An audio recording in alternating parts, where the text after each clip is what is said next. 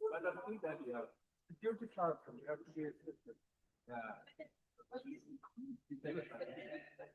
you see, you have two very leaders. One very nice and one.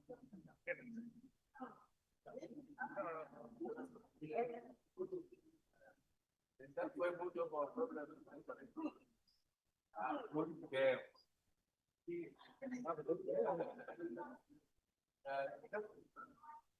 know, if you okay,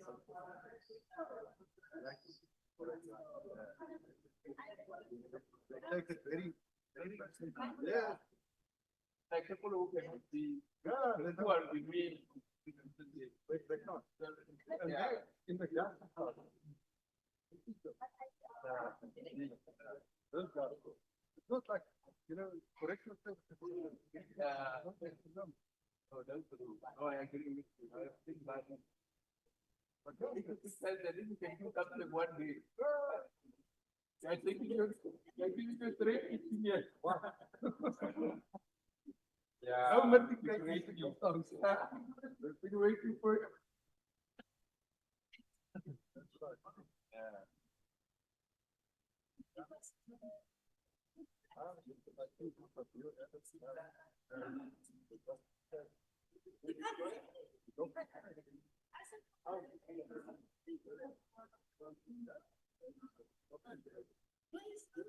Like that,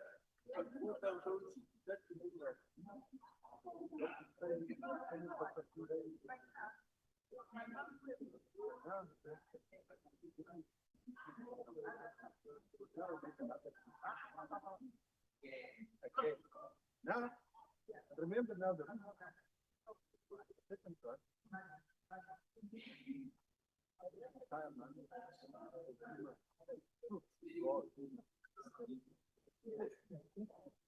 That time, 3 months. That would not be a bit, that would not be a money.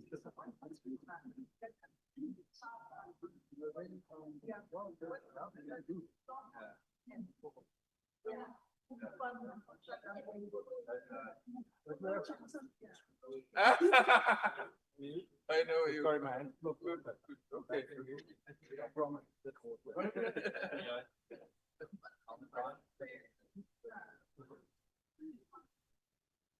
You ready?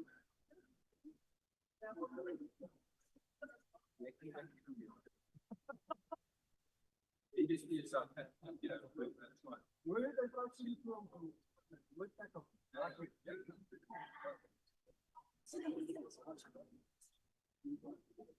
No. There are so many complaints against me. Be careful of them.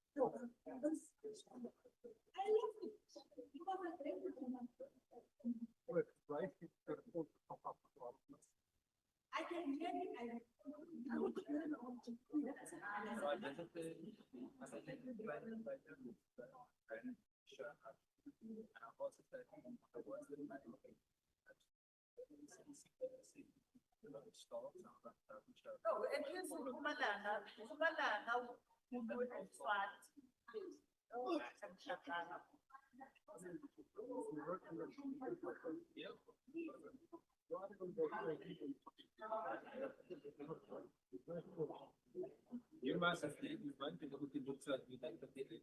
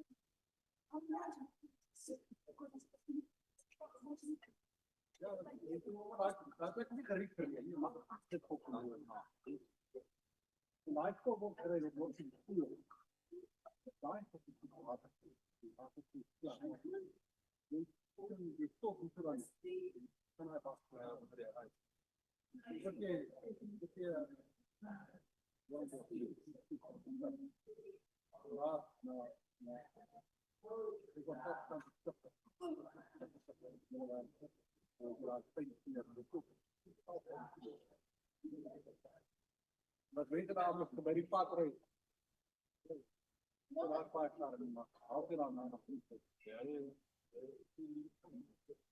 Very good luck. Sure. Then See you now. Thank you. Ja, maar in Noord-Frankrijk blijft het. Daar weet je kind toch op een plekje. Dat we zelf een politie lachen maken.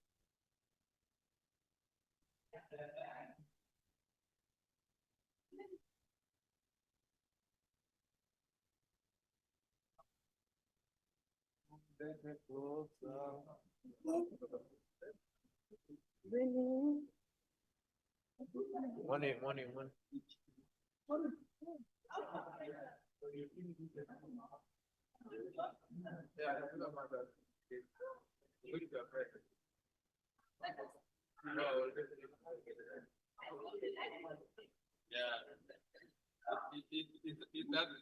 It matters.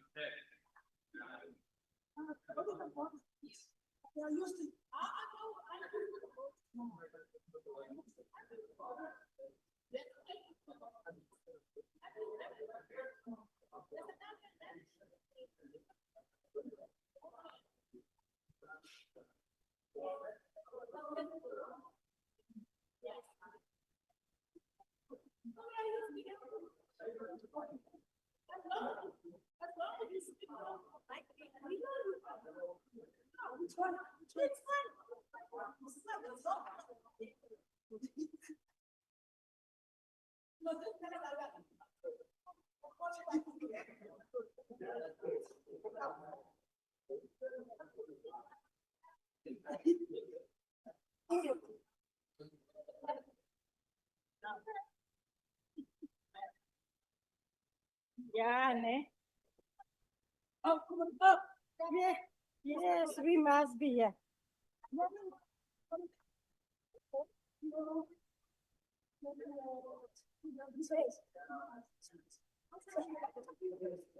Yeah, it's not.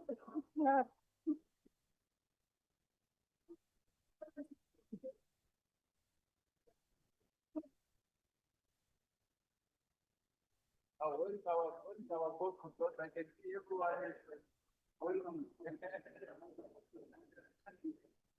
I'm going now that side to get some coffee. Okay. So I'll be back.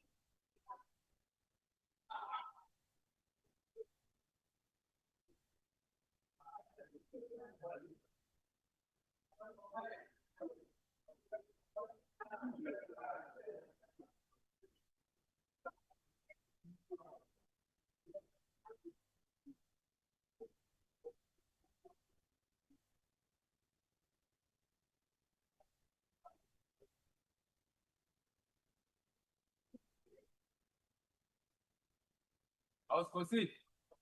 Então,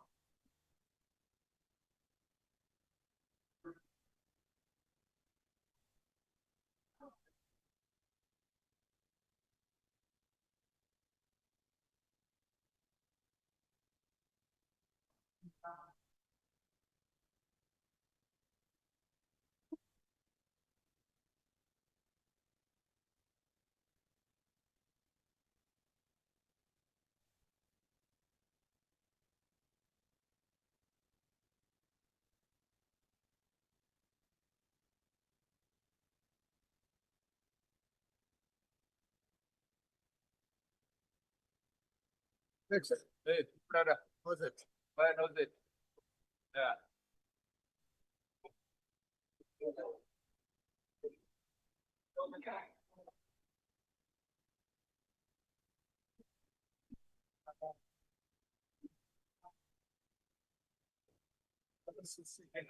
What up?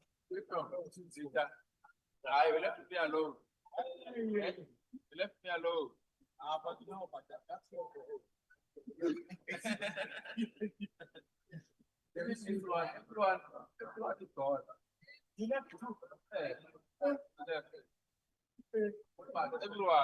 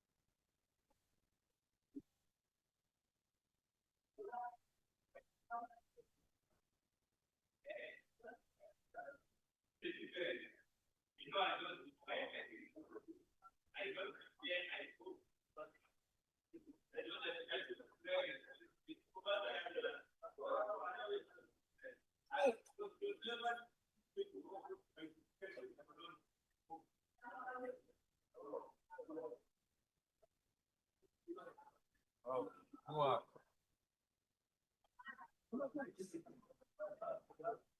That's right. Oh.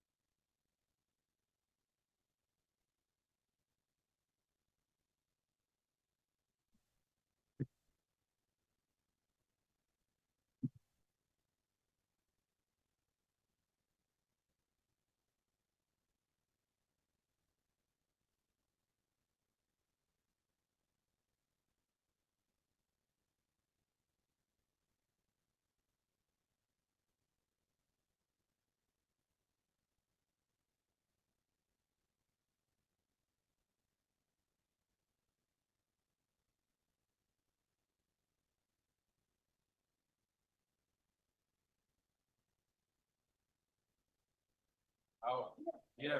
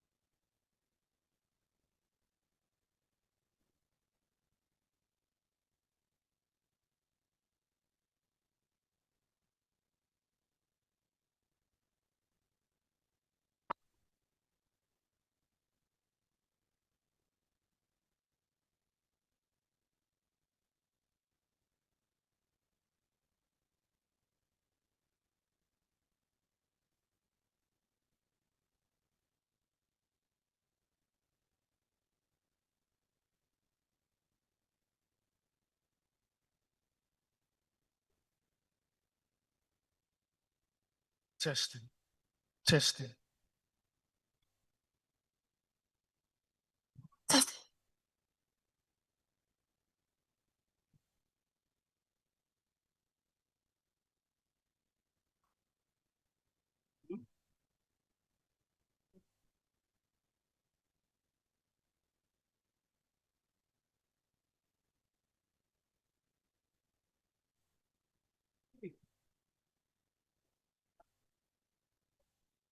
Announcing. Okay. How about we can do it? How's that voice? I'll make them play it. We ain't do the the battery.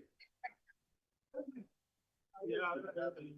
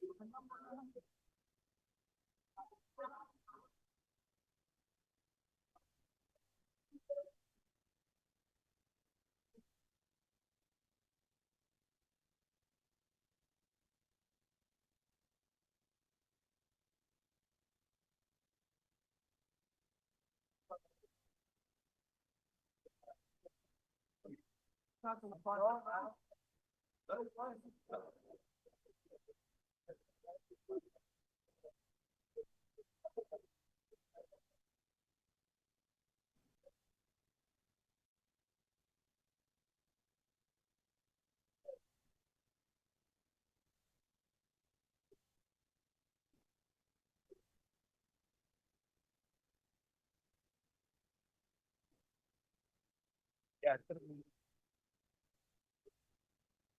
Five there.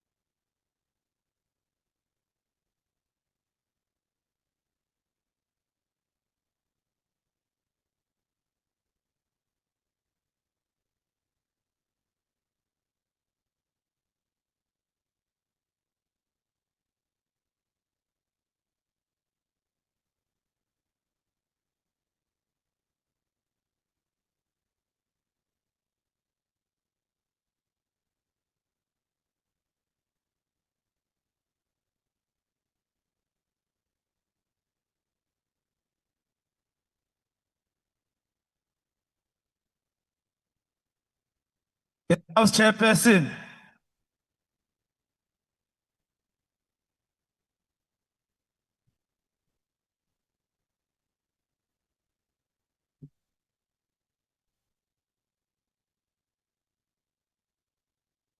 Good morning, honorable members. Let's firstly observe a moment for silent prayer or meditation.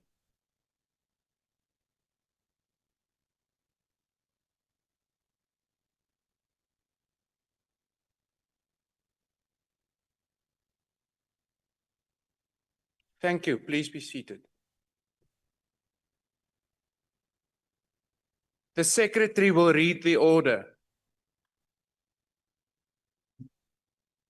Debate on vote number 28, police, including vote number 24, Independent Police Investigative Directorate, and vote number 21, Civilian Secretariat for Police Service, Appropriation Bill. I recognize the Honorable the Minister of Police.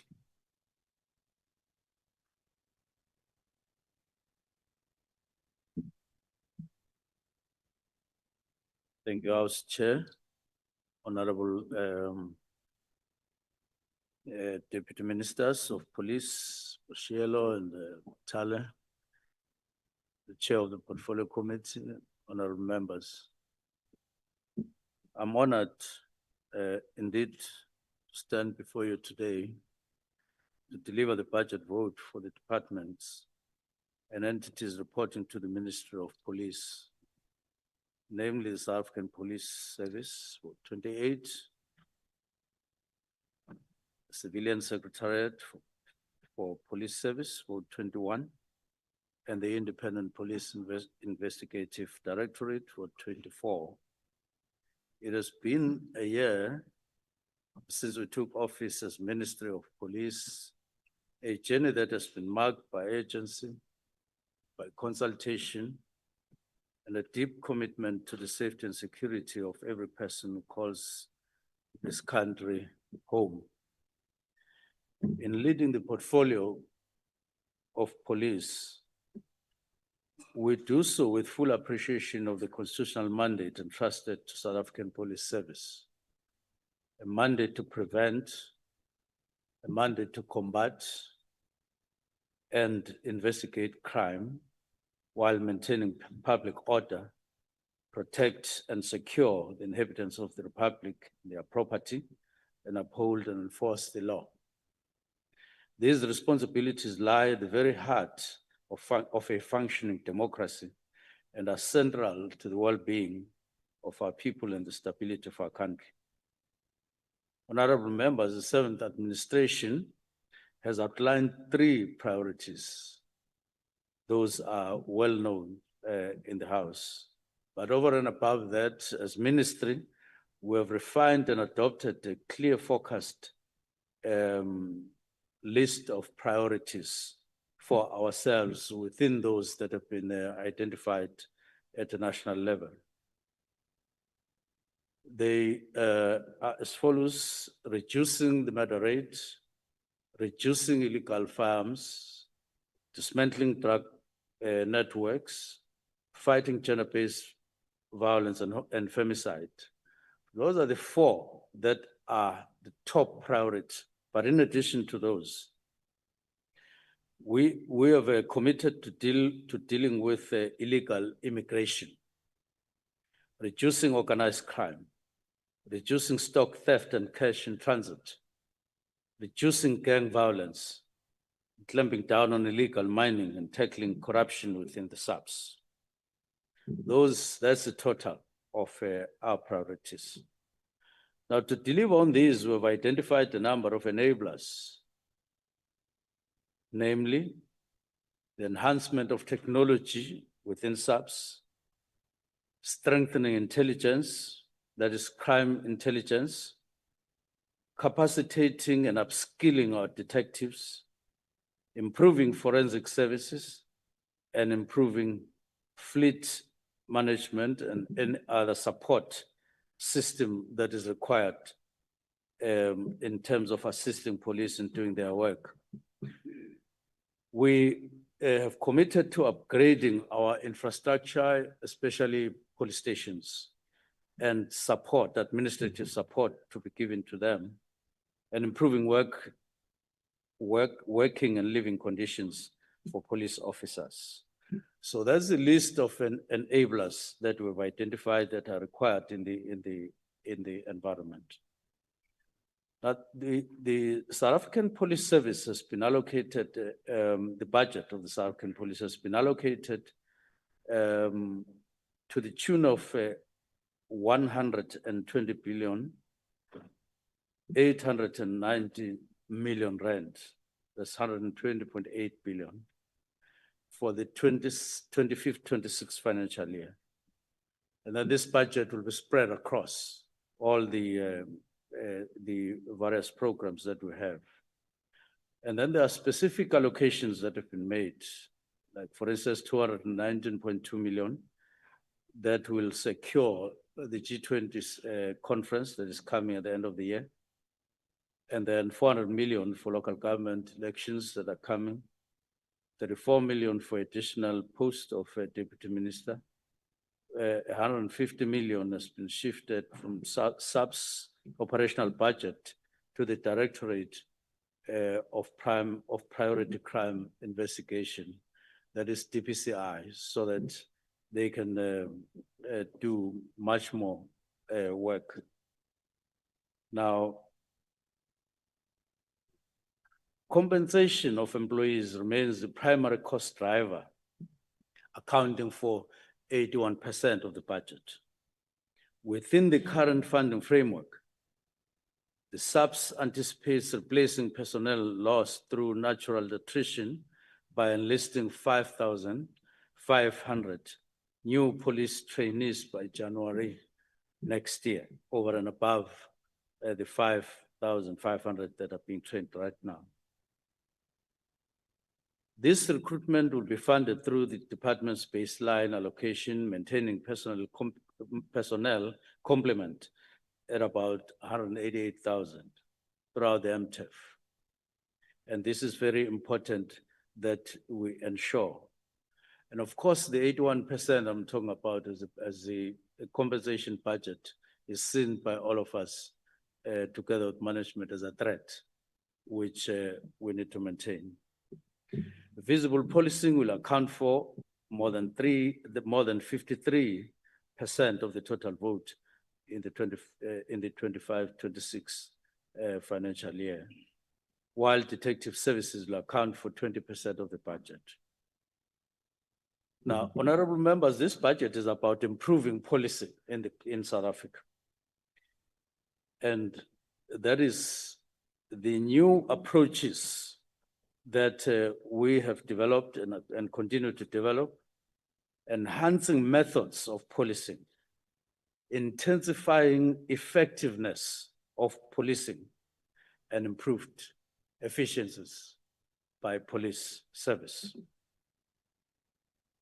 Firstly, we have repeatedly mentioned that there are 4 provinces that are a problem in the country, namely Western Cape, Eastern Cape, KZN, and Gauteng. The recent random 4 waves of gang violence in Cape Town from the 22nd of June up to yesterday, resulting in a total of 18 murders, is a source of grave concern to the minister. It is clear that identified high crime zones in all 4 provinces require intelligence-led targeted deployment of specialized units to combat criminality over and above Operation Chanela. A total of 225 hotspots police stations have been identified, demanding targeted and synchronized interventions. Not only have we delved on strategies, but we have also developed plans that are on the table for implementation. These named provinces have been prioritized in the allocation of baseline budgets. And this includes additional 85 million to support the top 30 plus 5 high contact crime stations. Community engagements will also be supported through an allocation of 28 million for community policing forums, which will be used to procure essential resources such as torches, reflective jackets, and cones. A further 8.5 million is allocated for community interaction activities, including Izimbizo, awareness campaigns, and some other interventions that involve communities. Gender-based violence and femicide remains one of the most pressing challenges of our nation. We've tightened up coordination as government, a number of departments together, and response with all the relevant departments. And we are ready to work with the GBVNF Council and community-based organization under the leadership of Social Development and the other Department of Women and Children and People with Disabilities. The country is grieved and aggrieved by GBVNF as its prevalence has reached distressing levels, and approximately 1.6 billion will be spent on baseline activities relating to GBVNF response, including 1.5 billion for family violence, child protection and sexual offenses units, and 40 million for youth and vulnerable groups awareness campaigns, an additional 50 million allocated for provinces to strengthen their own GBVNF responses. The current visible policing division has been restructured to enhance proactive policing, increase visibility, and better utilize our specialized units. As such, there are now two separate divisions there. One is visible policing and the other one is operational response services. This needs to be operationalized as soon as possible so that we can increase the combative edge of South African police. We can confirm that the appointment processes of a Divisional Commissioner of Operational Services is at an advanced stage.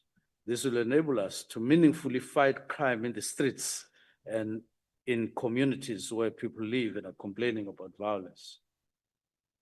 On infrastructure, 670 million has been allocated for construction and upgrading of police stations. But in addition, we're partnering with other finance units or agencies in government so that we can increase our pace to build police stations. There are complaints all over and calls for more police stations, upgrades for those that are there, and all of that. And it is for that reason that we want to go beyond the budget that we have this financial year. Now, in 2025-26 financial year, the SAPS will continue to advance this modernization agenda through deployment of strategic technology solutions aimed at improving operational efficiency, situational awareness, and public safety. Technology will play a central role, and increasingly so, because we realize that the level where we are at the moment requires a drastic improvement in terms of use of technology in SAPS. We are pleased that the strategic partnerships remain a cornerstone of SAPS transformation agenda, and we have actively sought innovative partnerships, notably with Business Against Crime. And together we're piloting automated police stations, starting with 5 identified throughout the Republic, and expanding the number of forensic labs in the country and integrating our systems with those of the private sector. And later this month, we will be meeting CEOs who are part of Business Against Crime to finalize the rollout of our plans. And we're happy that there are tangible things that we're now doing with business. On human resource, we are also addressing internal matters that directly affect the functionality and credibility of the SAPS. We take this opportunity to confirm the recent arrests of senior officers in crime intelligence following investigations by the Inspector General for Intelligence and the investigating Directorate against Corruption. As the Ministry, we have taken a defined stance against corruption within the SAPS, and we are unequivocally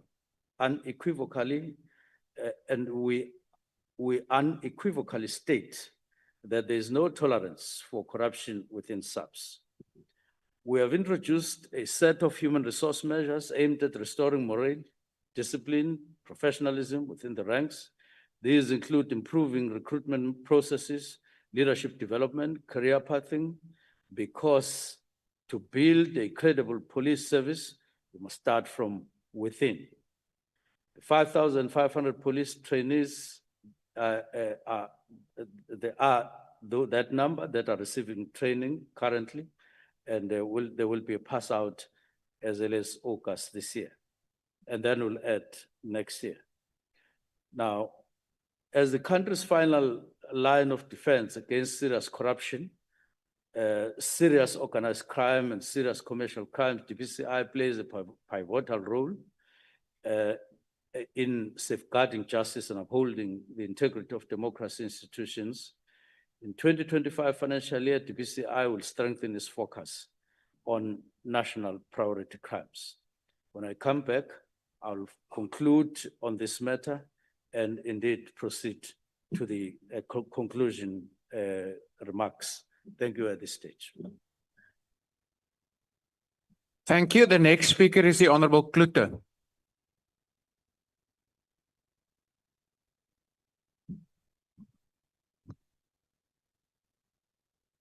Greetings to the House Chairperson, members of the Executive, Minister, Deputy Ministers, the National Commissioner, honorable members.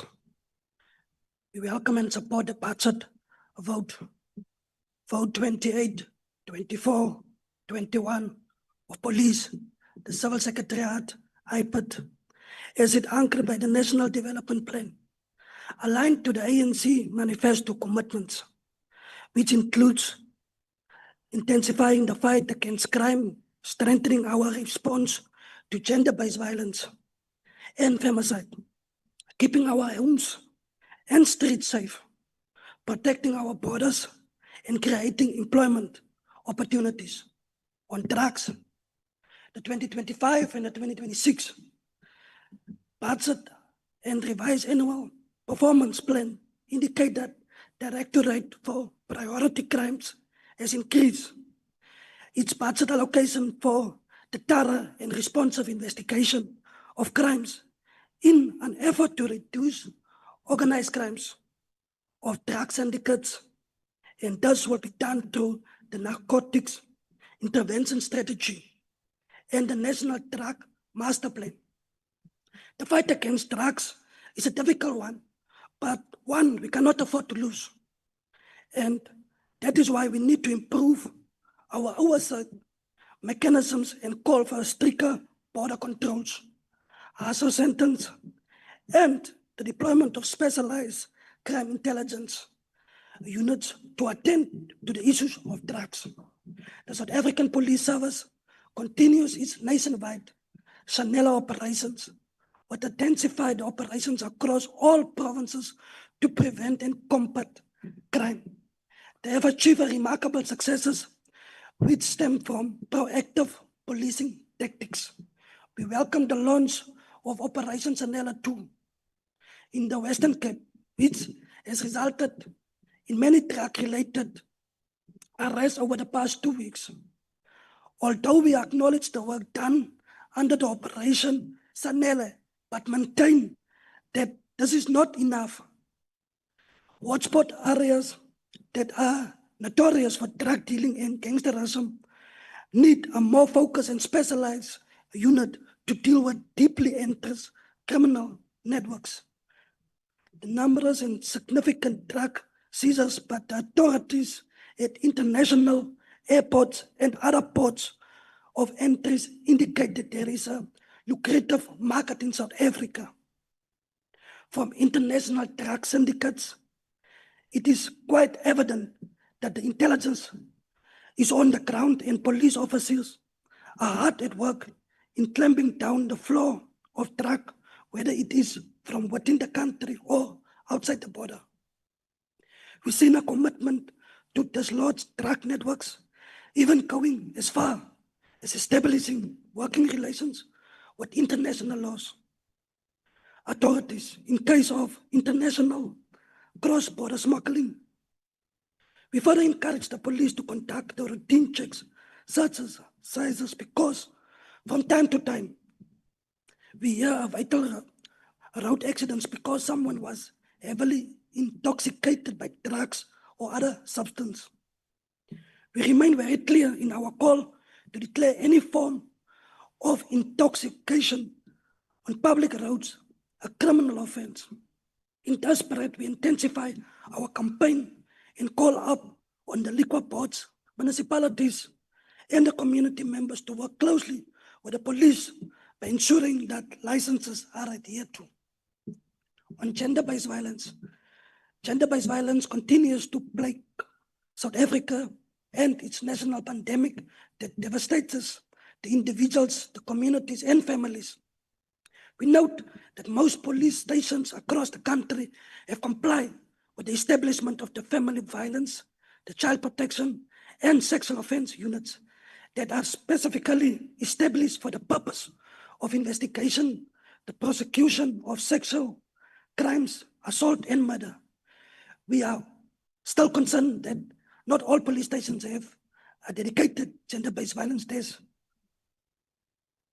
and victim-friendly rooms, and lack of the standardization of these victims to support the centers across the provinces. the status of the forensic science laboratories and continue reported the DNA. Backlogs remain worrisome and threatens the administrations of justice to victims of gender-based violence due to the lack of evidence. In this financial year, we want to see the case backlog being resolved. We want to see partnership with private forensic science laboratories, and we want to see more personnel trained in the specific area of the DNA evidence. We are encouraged by the mobilization around some of the most outraged gender-based violence and femicide cases the country has witnessed over the past couple of months. We would like to reiterate that the best interest of the child must always take precedence in line with the children's right and the rights of the child as set out in the Constitution. In its spread that we welcome the launch and signing ceremony of the collaborative implementation protocol between the South African Police Service and the Department of Basic Education. This is a significant milestone in the broader collective mission to build a safe and a secure, nurturing environments for every learner across our country. The program aims to strengthen the safe school committees, like link schools to local police stations, that ensure the immediate access to law enforcement, resources and facilities, communications and collaborations. This is a commendable proactive steps from the South African Police Service. We need to see more visible and proactive policing in tackling gender-based violence. On rural and safety and stock theft, servicing rural areas remains challenging for the police due to the geographical locations. By design, the isolatedness and vast spread out design of farms in rural areas make them more opportunistic to violence crimes. Geographically, farms in rural areas are very diverse, with difficulties, roads, mountains, very large and expansive areas. These areas are often serviced by one nuclear police stations, which is not equitable resource to service all the areas and provide a timely response. In this spread that we continue to reiterate the need for adequate budgeting, capacitation, and resourcing of rural police stations. We require the adequate resource allocation to rural police stations and stock theft units, and we need this to be included in the National Resources Plan of the South African Police Service. We need equitable vehicles, crime prevention equipment. Example, police in metros can drive a smaller vehicles, while in rural areas they would require larger vehicles and more animal power to do the job. We also call for the community collaboration, community policing forums in working relations with the traditional authorities to expand the police reach. The success of the rural strategy requires a greater coordination between police, farm owners, and farm workers, traditional leaders, and members of the community. As the African National Congress government, we deplore the cold-blooded killings that have been taking place on farms in rural areas across the country. We must never be comfortable with normalizing farm and rural murders and never characterize them as yet as another future of South African life. Beyond the immediate human suffering and lack of stability and security, the killings in the farming communities cause a severe disruption to our economy. Farms employ a sizable number of the population. We remain concerned with the very violent acts of stock theft and murders taking place, particularly in the Eastern Cape, Free State, and Limpopo. The stability of our society should not be marked by how many criminals we apprehend, but should be measured by the deterrence and low levels of crimes. As deterrence, we need to encourage the branding of livestock, as this assists with identification, and the conviction. On the view that stock theft in South Africa is an organized crime, we call on the police to take seriously investigation. Thank you, Honorable Klute. To the allocation of police, we are suspected to be the working. Your time has now expired. See support of that. Honorable Skosana.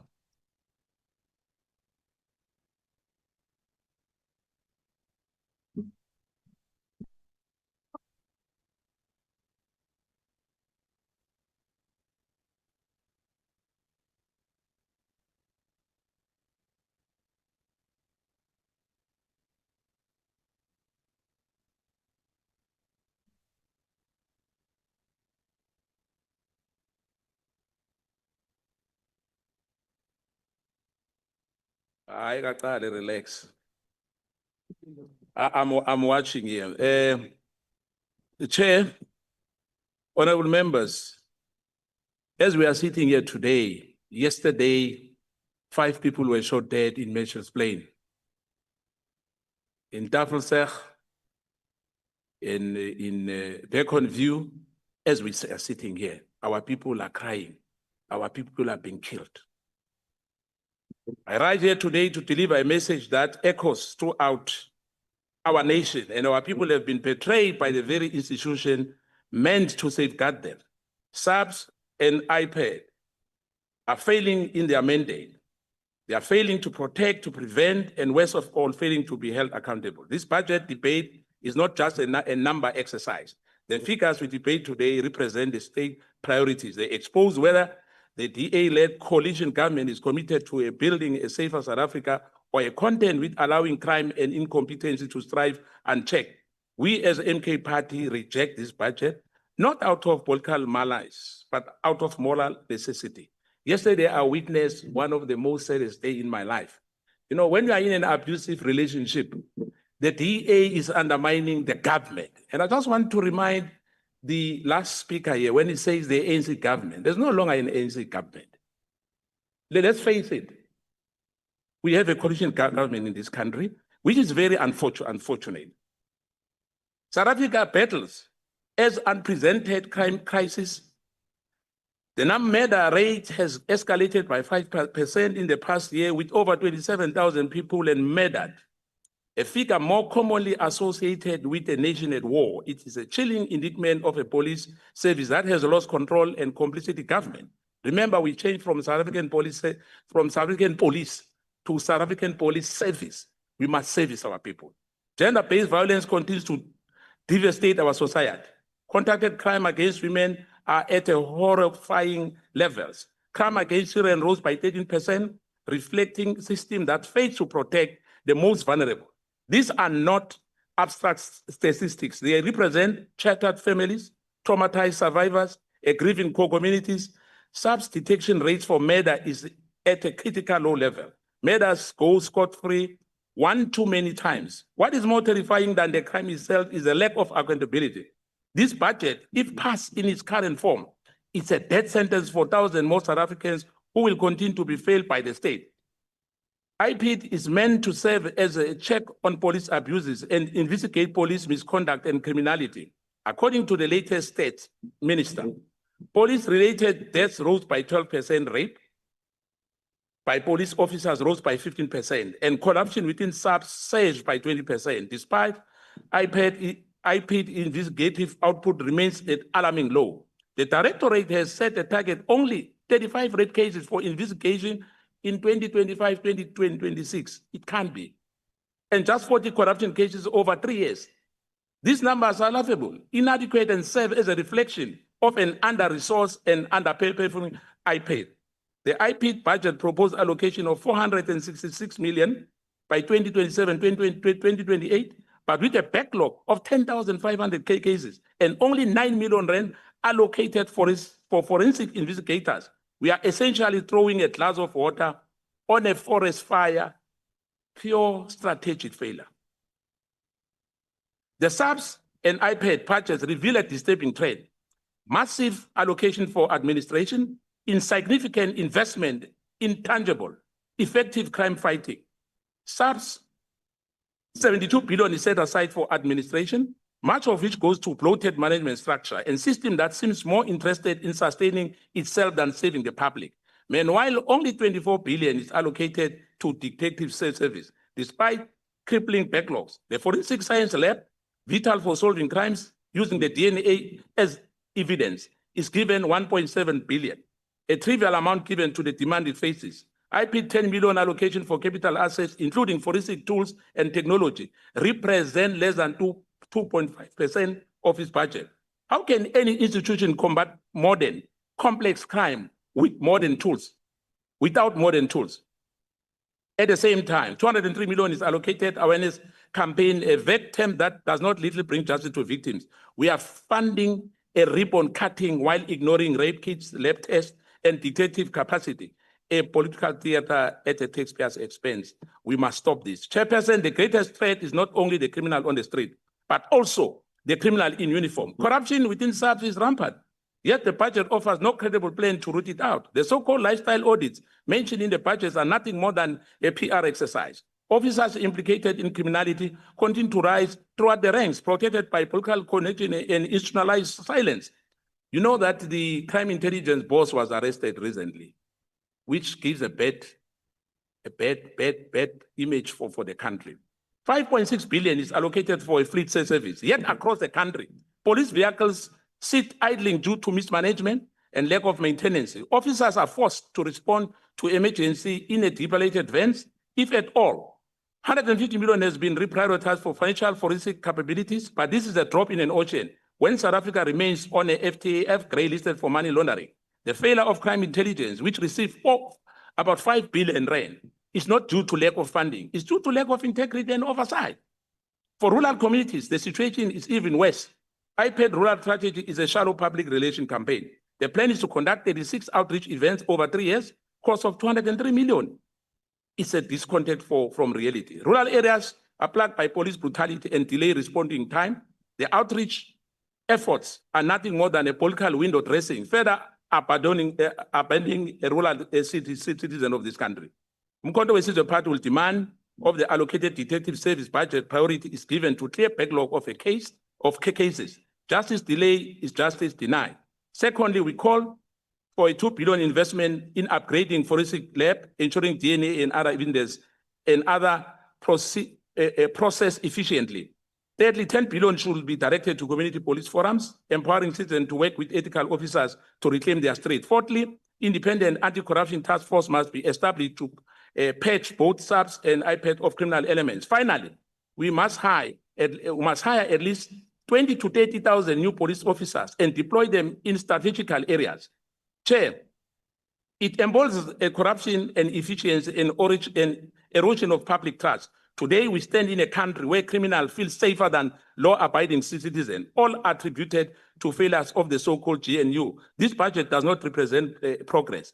We reject this budget in totality. We are not saying police should not get salaries. We are not saying, everything must stand still. But Minister, I'm pleading with you. I know you've got a really serious abusive relationship with the DA. Now, I'm appealing to you to ask the Minister of Public Works to build police stations for our people. And indeed, if you can, divorce them. Thank you. Umkhonto Wesizwe reject this budget in totality. Thank you. Thank you. The next speaker is the Honorable Schikkerling.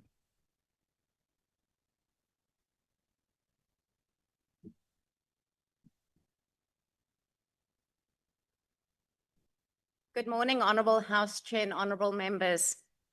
Today I rise with purpose and resolve on behalf of the Democratic Alliance to speak on Budget Vote 24, the Independent Police Investigative Directorate. Let me be crystal clear. Talking about IPAD in isolation is a political deflection. This body exists to hold SAPS accountable. But what happens when SAPS itself is in a state of collapse, when those meant to enforce the law are the very ones that are violating it? IPAD has been allocated 428.6 million rand for this financial year. But let's not be fooled. It's still nowhere near what is needed to fulfill its constitutional mandate.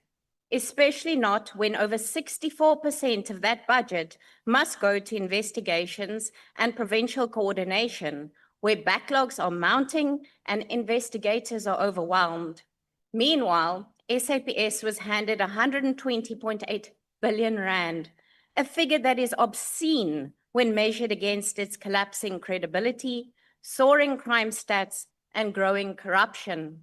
One must ask, are we funding public safety or institutional failure? The reality on the ground is devastating. South Africa has some of the highest GBV and femicide rates in the world. Yet IPID's annual target for police rape cases is a mere 35 decision-ready cases within 210 days.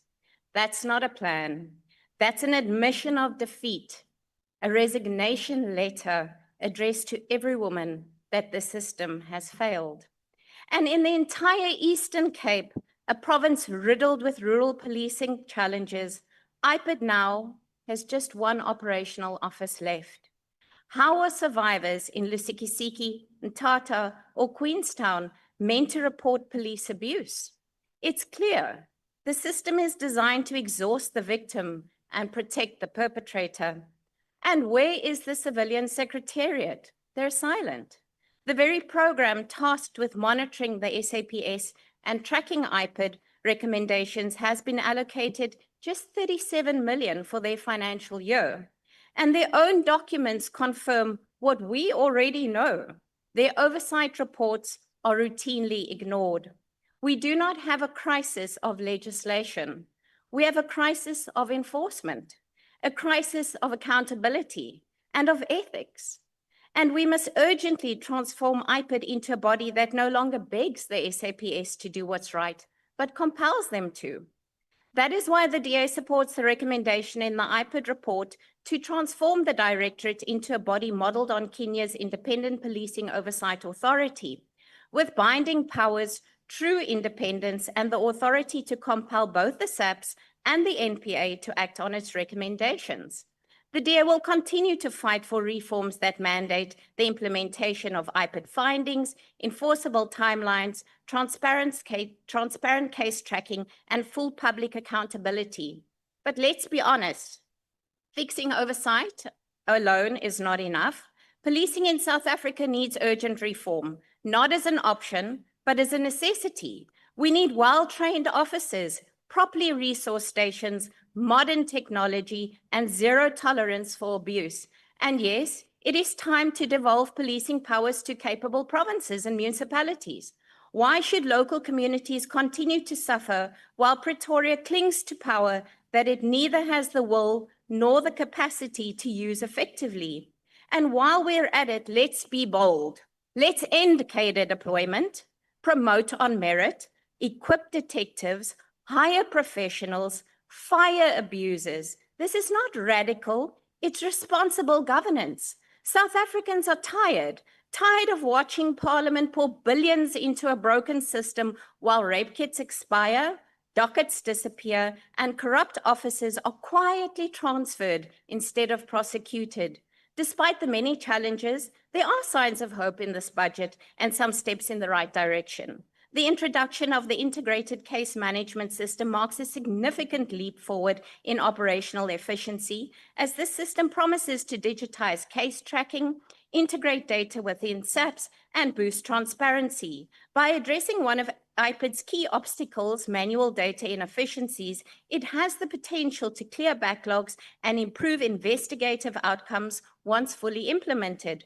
IPID's commitment of a 5% increase in decision-ready GBV cases is a small but crucial step toward breaking the culture of impunity within the SAPS. That's why the DA supports evidence-based policing, hotspot patrols, technology-driven crime protection, and community-led safety. We need a police force that earns public respect and not one that instills fear. In conclusion, Chairperson, this is not just a budget debate, it's a moral reckoning.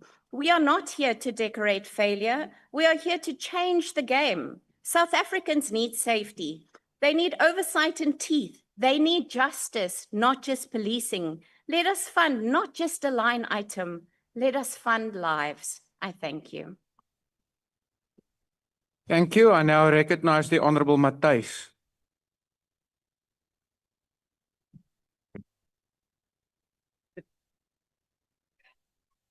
Chair, you're going to have to give me extra time. Can you hear them? Your 6 minutes have not started moving, but maybe it will now. Thank you, House Chair. We join the nation as we mourn the passing of the former Deputy President, David Mabuza. May his family, his friends, and the ANC National Congress find strength and peace, actually, as they prepare for the send-off of their beloved. Chairperson, the Economic Freedom Fighters unsurprisingly rejects the budget votes for SAPS, for IPED, and the Civilian Secretariat for Police of the South African Police Service. And we do so for the following reasons. Quarter after quarter, SAPS publishes statistics of ridiculously high levels of crime. And we're not going to use our time to provide the stats, but a quick overview here is that on an average, there are 10,000 murders every 3 months. There are 12,000 reported. These are not the people who don't report rape cases, and thousands more sexual assaults. And there's a dramatic increase in the cases of kidnapping, particularly of children who are trafficked to be used as sex slaves. All of this and much more that I haven't told you tells us that the 120 billion rand that has been appropriated to SAPS for its budget is not going to reduce crime. And even, Minister, if we add your President Ramaphosa's pala dollars, it's not going to help. What has been reported about the dysfunctionality of SAPS is actually just the tip of the iceberg. And if we continue down this path, South Africa is going to lead the world in committing mob justice purely because the police is the chief criminal syndicate. Now, let us explain something. One of the English dictionaries defines a criminal syndicate as a group of people or organizations that work together in an organized way to commit crime. The key characteristics of a criminal syndicate are, firstly, that the group must be a structured organization. Secondly, the group must be aimed at committing serious crimes for profit and for power. Thirdly, the group must have an inclination for using extreme violence, intimidation, and all this adds up to corruption. Chairperson, it's not difficult to conclude that SAPS is the biggest criminal syndicate in this country, and all other syndicates serve under it. They operate with the permission of SAPS or for the benefit of some of the key figures within SAPS. And we have a history of high-ranking SAPS officials caught with their hands in the cookie jar of corruption, from Salebi to Burnings to Kamutso to Dumsani, Kamalo, and now we even have the whole national commissioner who's on the radar. And those are just a few of those who are actually caught or have become collateral damage in this criminal syndicate. And remember what I said, this is just a tip of an iceberg.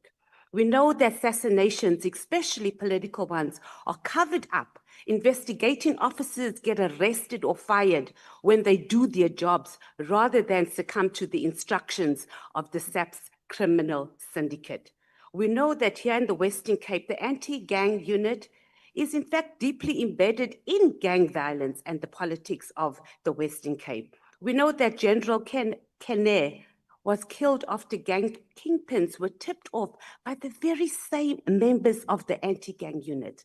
The interests of the gangs and the interests of the key figures within SAPS are mutually symbiotic.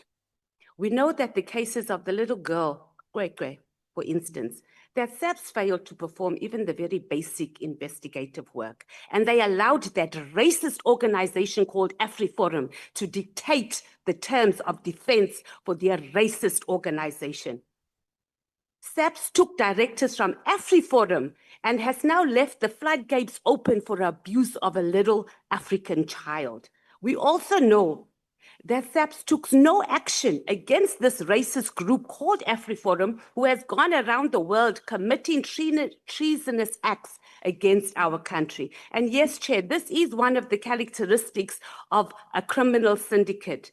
There is no justice for the majority. It is just a weapon at the hands of those who have power and who has money. Let's go to the FCS. There are high-ranking officials there that spend more time harassing complainants or just outright ignoring them. You see, Chair, criminal syndicates dictate who will access justice, how they will access it, and they even go as far as threatening and using the same justice system against parents who dare to seek justice for their children who are raped, who are trafficked, and who are abused. And then we can simply just take a look at the rapid increase of extortion and gang-related violence here in the Western Cape. And all these, and this list is actually endless, speaks to institutionalized criminality in SAPS. SAPS is the chief criminal syndicate in this country. And there is no urgent, and if there's no urgent reform, Minister, there's nothing that is going to happen. You can hire as many more young recruits. If the institution is not reformed, these young recruits will just be recruited into criminality that is deeply embedded in SAPS. But we want to pay tribute to the few honest members of SAPS. We know that some of you have been removed, you've been arrested as a result of this SAPS criminal syndicate. And on behalf of all South Africans, keep up the fight. Keep blowing the whistle until these syndicates fall. And we pay particular respect to the KZN Commissioner, whose example shines bright across the country. There's no amount of money, and even Thank the most you, Honourable Matthys. Minister is not going to reduce Your crime time has now expired. operates as a chief criminal syndicate. Thank you, to thank reject you. all these budgets. Honourable Nkosi Kebekulu.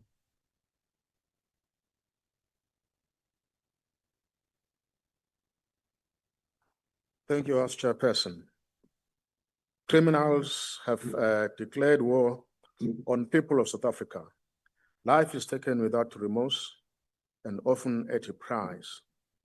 Crime in this country does not discriminate. It simply takes. While statistics may reflect certain trends, they fail to capture the daily fear and trauma that ordinary citizens suffer. Those who cannot afford private alternatives to state protection are left at the mercy of the criminals. South Africans, I'm sorry, are at their lowest. It is not yet not their safety. It is then harsh economic climate they are forced to navigate.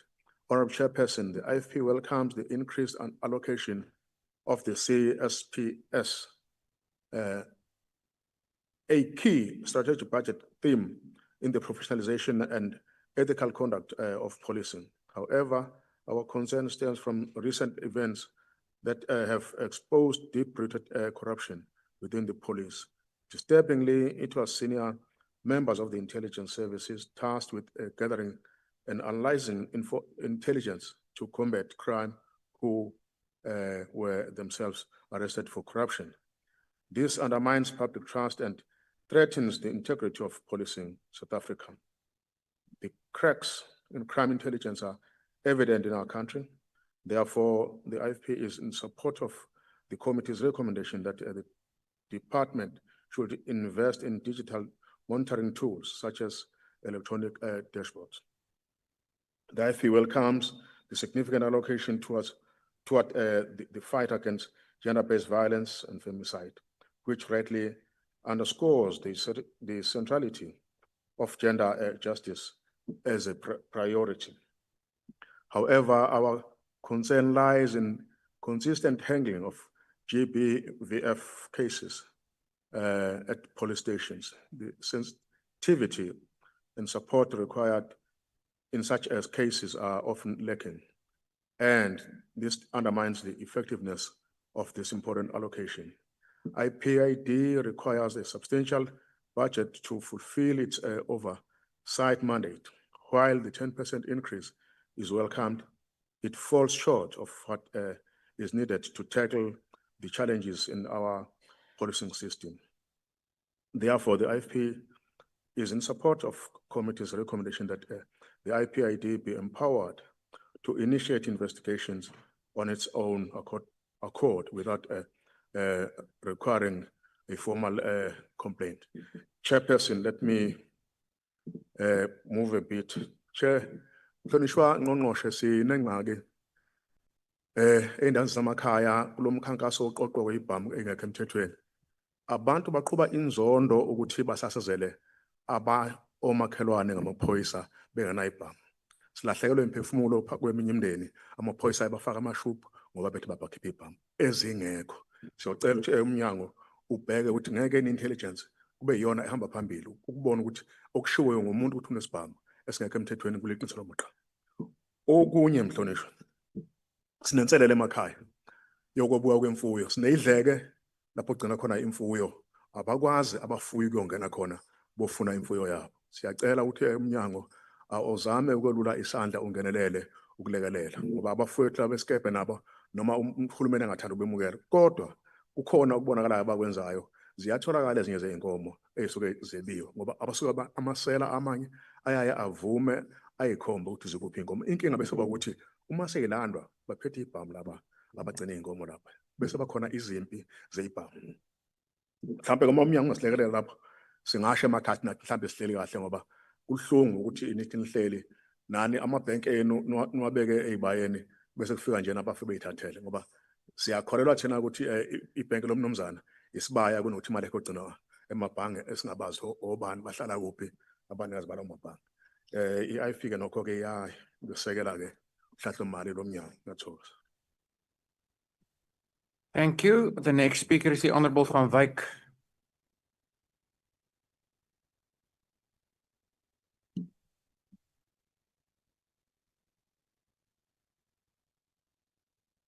Honorable House Chair, honorable members, fellow South Africans. Let me start by saying that in principle, as a partner of the GNU, the Patriotic Alliance support the budgets, votes 28, 24, and 21. However, I want to touch on a few important issues today. In fact, I want to be historically clear. Yesterday, 11 people were shot and killed on the Cape Flats. The DA said nothing. Until today, the DA said nothing. The Premier said nothing. The FedEx, Helen Zeller, said nothing. All that we are being used for is votes. Die DA is 'n breinkrein met 'n wit kop. Maar wat anders verwag ons van die DA? Hulle is baie slim. Honorable Van Wyk, just take your seat for a moment. I have a hand to my left. Honorable member, why do you want to be recognized? Chair, there's an unparliamentary language. Someone is saying someone is talking rubbish. This is so unhonorable as members. Please, can you condemn that language, Chair? Chair, I withdraw unreservedly. Thank you. Thank you. It's been dealt with. Please proceed, Honorable Van Wyk. House Chair, thank you. Maar ons weet mos in Suid-Afrika die madams smak mos maar so. Volgens die berigte van gister was dit in Beacon Valley, Tafelsig Town Center, Mitchells Plain, wat onze mense weer eens soos vliee doodgeskiet gewees het en baie beseer was. Until this hour, they have never said anything as the DA in the Western Cape.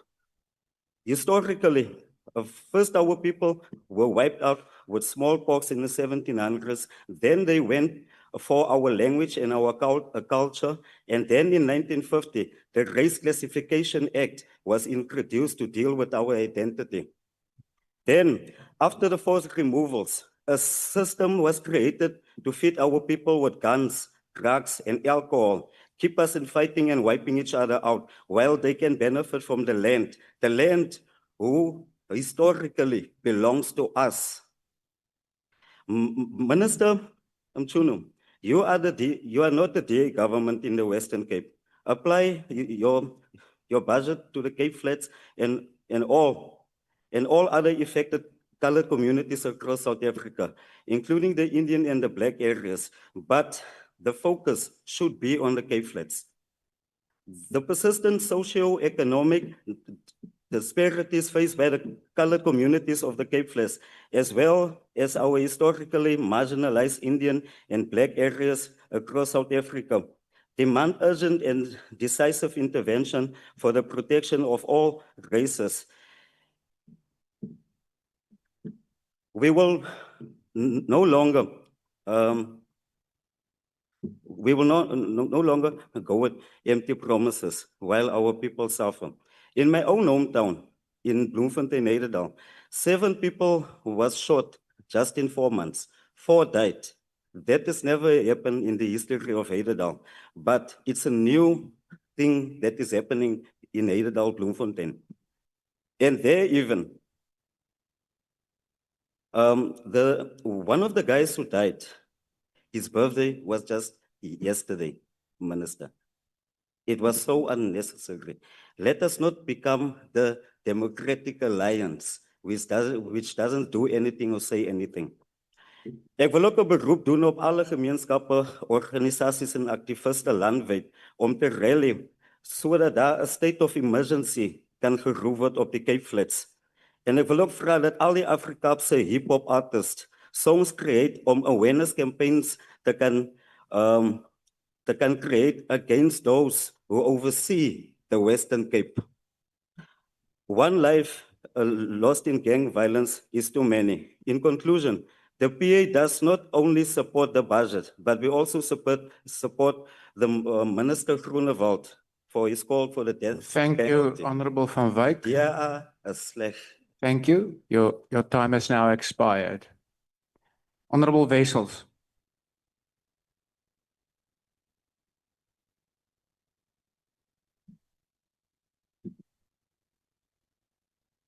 Honorable House Chairperson, the reality is that people in South Africa are suffering due to still rampant levels of especially violent crime.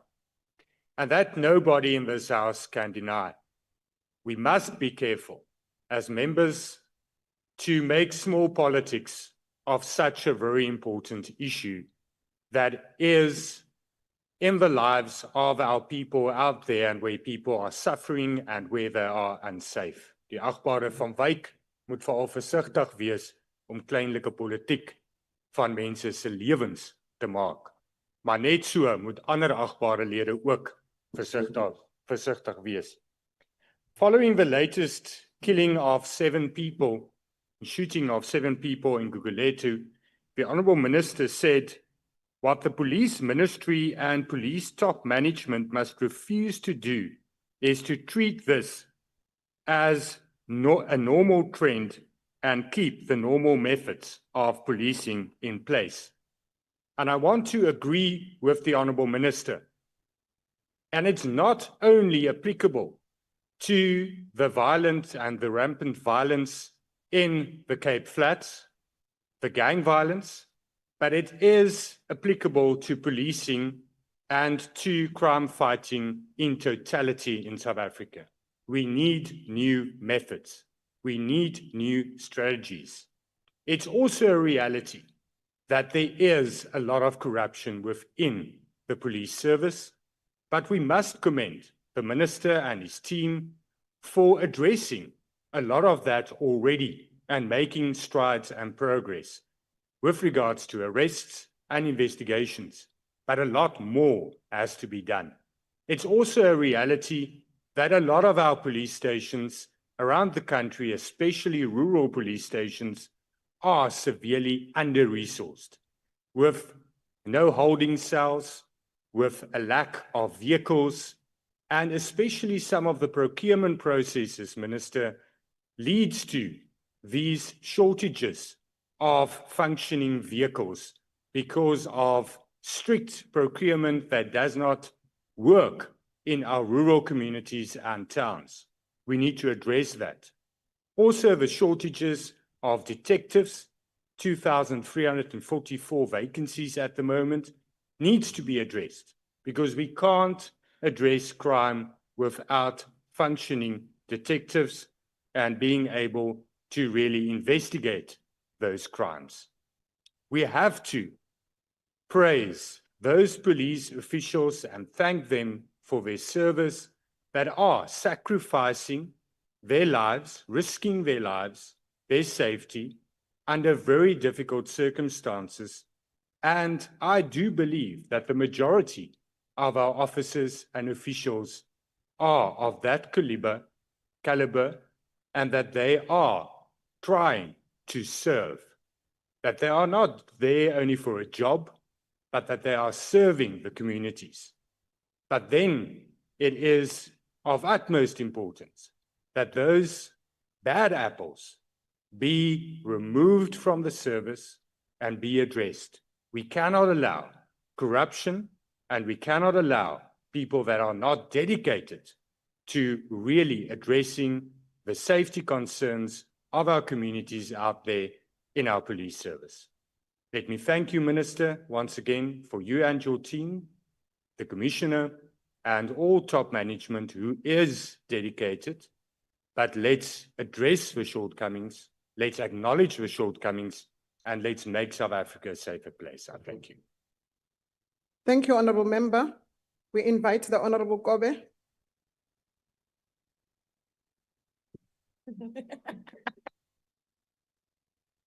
Thank you for that. Honorable House Chair, ActionSA today rises to register our rejection of Vote 28, Vote 21, and Vote 24. We reject these votes, Honorable House Chair, not because they represent more of the same in the face of a crime crisis that continues to terrorize the lives of ordinary South Africans. No amount of polished plans or rebranded performance indicators can hide the hard truth. Our country is becoming more dangerous by the day, and this government has lost control. The SAP's budget of 120.88 billion may appear substantial on paper, but it is divorced from lived reality. Violent crime is out of control. Murder, rape, kidnappings, extortion, construction mafias, and organized crime syndicates continue to operate with impunity. Citizens are prisoners in their own homes while police stations are chronically under-resourced, detectives overwhelmed, and communities abandoned. We note the over 180,000 applications received to join SAPS. This is a powerful sign of public willingness to serve and protect. Yet, it is a tragic reflection of our failing state because SAPS remains chronically understaffed and underperforming, with a growing backlog of cases which are ironically worsened by limited human resource. The tragedy in all of this is that the 180,000 people who applied will probably not be absorbed, not because they are unfit, but because of poor planning, cadre deployment, and a lack of political will to expand our policing capacity. The Civilian Secretariat has received 172 million, but where is the civilian oversight? How is this budget being implemented when not a single community across South Africa is even aware of the existence of this body? Where is the consequence for police officers who act unlawfully? The Independent Police Investigative Directorate, entrusted with accountability, has been allocated 428.6 million, yet its track record of consequence management is dismal. Fewer than 1% of police implicated in brutality or criminal acts face meaningful disciplinary action. Allow me to give an account of these. 16-year-old Nathaniel Julius, who lived with Down syndrome, was shot and killed by the police from Eldorado Subs in August 2020. Several policemen were implicated, all of them out on bail. Why should we support this budget? Mandla Buthelezi, another SAPS member, charged with killing 22-year-old Gauteng crime warden Chesney Kepler after a domestic dispute on Boxing Day in 2024. Despite him shooting while on duty with a state firearm, this brutal killing wasn't enough for a dismissal. The member was allowed to resign and get his full benefits. Again, why should we support this budget? In the Western Cape, right here, SAPS members were caught transporting drugs. They were reinstated. They were given a slap on the wrist recommendation and reinstated. Again, we ask, why should we support this budget? Crime does not need more conferences, reports, or imbizos. It needs capable leadership, honest officers, and visible policing. It needs an IPID that is independent and competent, not an IPID that remains entangled in political interference and bureaucratic paralysis. In good conscience, we cannot support budgets that throw billions at toothless oversight bodies while communities bury their loved ones weekly. We cannot support budgets that fail to confront the rot in SAPS or ignore the urgent need for professional police service that serves the people of South Africa. If my colleague was here, Honorable James would say, "So kan dit nie aangaan nie." We reject these budget votes. I thank you. Thank you, Honorable Member. Order. We now invite the Honorable Ghana.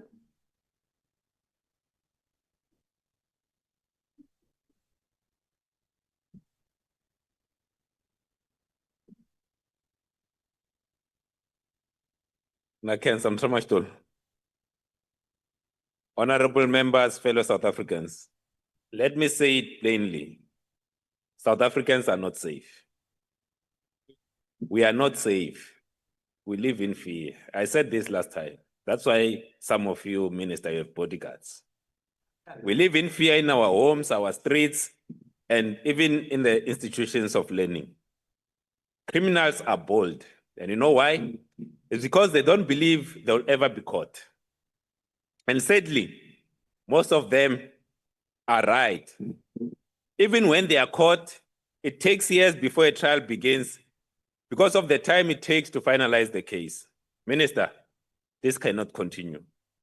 Rise Mzansi stands to build a safe, prosperous, equal, and united South Africa in one generation. But we cannot build anything if the people are afraid.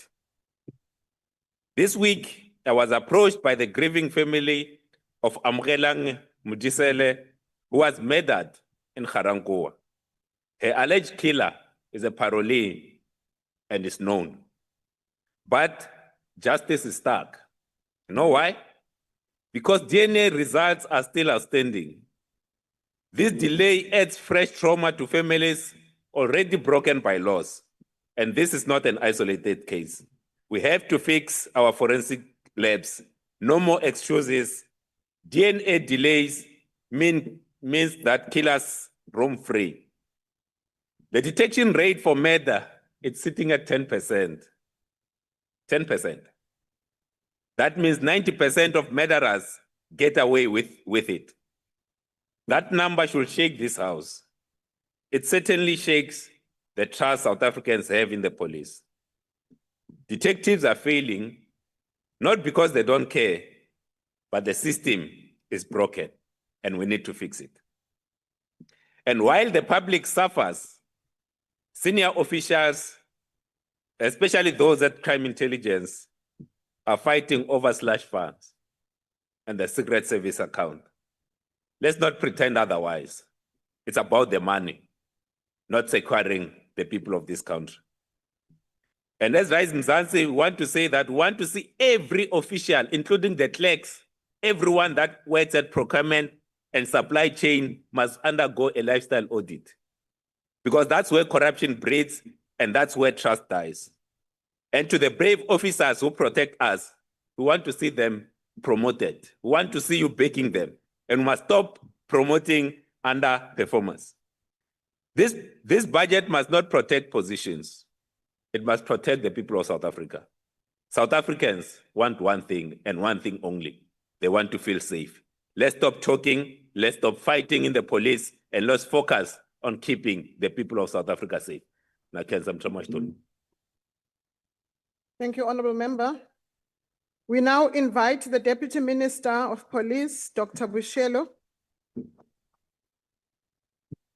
Thank you very much, House Chair, members of Parliament, Minister Mkunu and Deputy Minister Matali. Good morning, ladies and gentlemen. Chairperson, Independent Police Investigation Directorate, IPID, plays a critical oversight role, which is key in our ministry. Their optimal performance and agility are particularly essential at this juncture. It is imperative that police misconduct and criminality become a thing of the past. Our officers are committed to ensuring that they uphold the rule of law, and in instances where they are not, IPID must exercise its legislative mandate. IPID continues to operate independently without fear, favor, or prejudice. In the process, IPID must do so in a corrective rather than punitive measure. For this financial year 25-26, IPIT have identified 6 key priorities. The first one is the reduction of the backlog cases. I think members have been talking about that, which include death in police custody, death as a result of police action, discharge of official firearm, rape by a police officer, assault, torture, corruption, and all other matters. They also want to prioritize gender-based violence and femicide cases in terms of the police. In accordance with the President's declaration that GBVF constituted a national crisis, it will continue to be prioritized. A zero tolerance approach will be adopted, especially in the police services, and all perpetrators must be brought to book. In the financial year 2024-25, the following successes were realized. 92 cases of rape were finalized, 21 departmental convictions were secured, and 11 criminal convictions also were secured. So furthermore, in this current financial year, more investigators will be upskilled on the investigation of sexual offenses to decrease GBVF-related cases in the subs. And we're going also to establish forensic investigation unit. An in-house forensic investigation capability is crucial to improve the quality of investigation. This includes the recruitment of financial data analysts, cyber forensic experts, and crime analysts, and the procurement of a forensic electronic system to enhance efficiency. We're also going to establish a call center where members of the community and other key stakeholders can communicate and access challenges and access the call center if they need to at all times. We're actually looking at the call center operating 24 hours. And we'll register the complaints that the key stakeholders have and deal with them. And the system will also make it possible for us to track where they are in terms of the cases that have been reported. We're also going to develop a new case management system. The existing case management system will be upgraded in the current financial year to facilitate the categorization of gender-based violence and femicide cases. This enhancement aims to improve monitoring capabilities, ensure data security, and enhance performance reporting within the justice, crime, prevention, and security cluster, ultimately contributing to improved operational efficiency. The last one is the training and capacity development of IPIT employees. IPIT have signed a memorandum of understanding with various institutions to enhance the competencies of investigators. This includes crime scene management and fraud with association of certified fraud examiners, cyber forensic first responded procurement and corruption with a special investigating unit. SASET provided the funding for the training of investigators on the internal investigation course and executive management program. Chairperson, in conclusion, we remained steadfast in our commitment to combat crime and well-being and development of personnel, especially in our police system. We are also disturbed by the killing of our police, of which many of us are not saying anything about it. We would also like to extend our sincere appreciation to all heads of entities in this collaboration effort in fulfilling the mandate of the JCPS cluster and ensuring citizens of South Africa are and feel safe, as the SAPS will continue to stem the authority of the state without fear or favor. Thank you very much, Chairperson.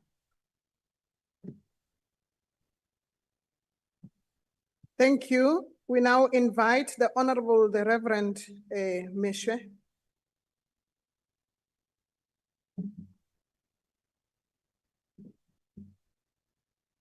Honorable Speaker, ministers, members, our nation is sending out an SOS, a cry for service, order, and safety.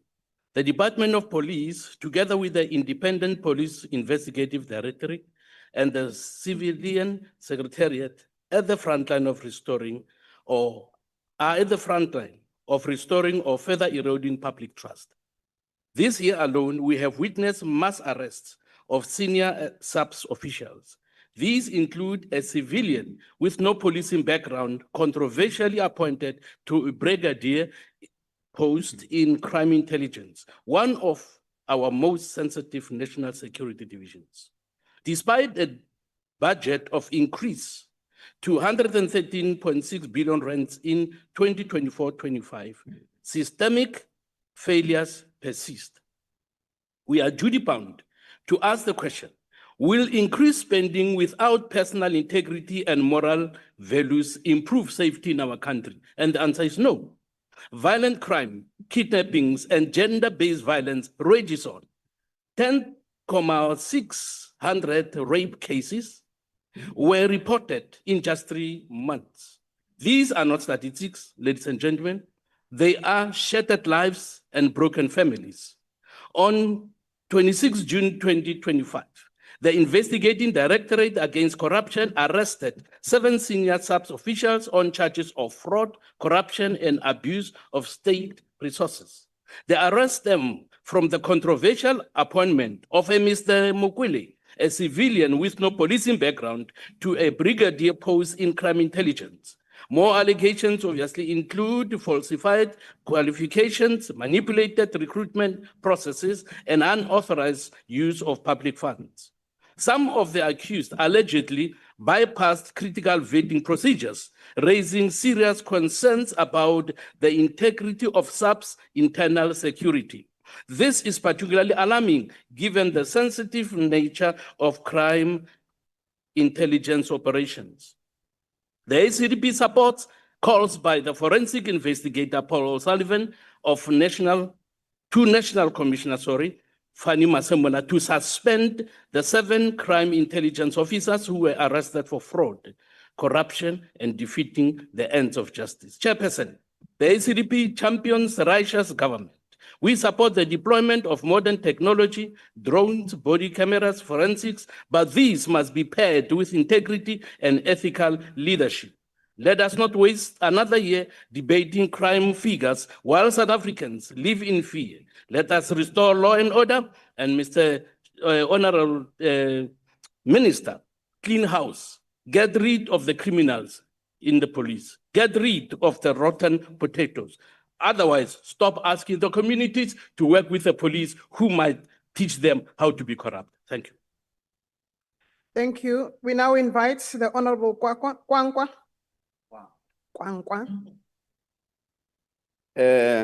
Manqale ndithi Minister ndize nonyana mapha ngoba ndizokwazi ugeza ndibiza abantu ngamasela. Uhleli pha uthi izikolo zivaliwe ufuna ubona uyise xa edwekesha apha. Chair, this budget vote compels us to face a harsh reality that the crisis in policing is not merely about statistics, but about shattered families and broken communities. Between 2020 and 2025, as you most probably already know, the Independent Police Investigative Directorate received about 4,466 complaints against SAPS officers in the Eastern Cape alone. Nationally, as you are aware, IPD is burdened with nearly 15,000 unresolved cases, including about almost 1.5 deaths caused by police action, 1020 allegations of torture, 97 cases of rape by the police. Coming back to the Eastern Cape again, the tragic case of Lulamela Mbaga, a 25-year-old agriculture graduate from Ngaleni, shot dead in front of his family due to mistaken identity, highlights the failure of our system. Despite confirmation from IPD, no officers have been suspended or arrested, leaving the family in anguish and the perpetrator still in uniform. The situation is worsened by IPD's severe resource constraints in provinces, I don't want to belabor the point, such as the Eastern Cape again. Nationally, Minister have also alluded to this fact that detective shortage is equally dire. South Africa faces a shortage of more than 2,300 detectives, with some provinces, including the Western Cape, that was mentioned earlier, experiencing serious deficits insofar as this is concerned. Detectives are overburdened, each carrying up to 300 to 500 cases, with staggering 1.9 million case dockets pending nationwide. This overload denies victims justice and fosters a culture of impunity. You acknowledge this, Minister, as untenable, but it would be great to see a proper strategy of how we seek to address it. We do welcome the increase in budget allocations to IPID. We do welcome the increase in budget allocations to the Investigation and Provincial Coordination Program as a step of trying a good step towards addressing these problems. Kodwa ezilalini, Minister, ndiyayivuyela laa nto yenziwa phana ngumkhwanazi phaa kwelaa phondo lase-KZN. Ezigezela amapolisa mazikhatywe. Uba zifuna ubulala amapolisa nabantu boMzantsi Afrika maziyodityaniswa nezinyanya, asingabazi kuloo nto. Okwesibini, kukho nesaa sigezo siqhubeka kulaa maphondo, ufumanise ukuthi kubiwa imfuyo zabantu, ilanga lihlaba umhlaba kusemini, bangene bazithathe, sebengalelanga bezithatha ngemipu, bazixhele besagqiba siphinde siyotya loo nyama thina phaa kwamamyangikhasa. Kodwa ebuhlungu into yoba ngamanye amaxesha ufumanise ukuthi amapolisa akhona kwezi zinto, amanye ayazazi, ayazikhusela ezi criminals. Same way kwenzeka ngayo apha kwi-extortion at times. Thank you. We invite the Honorable Man.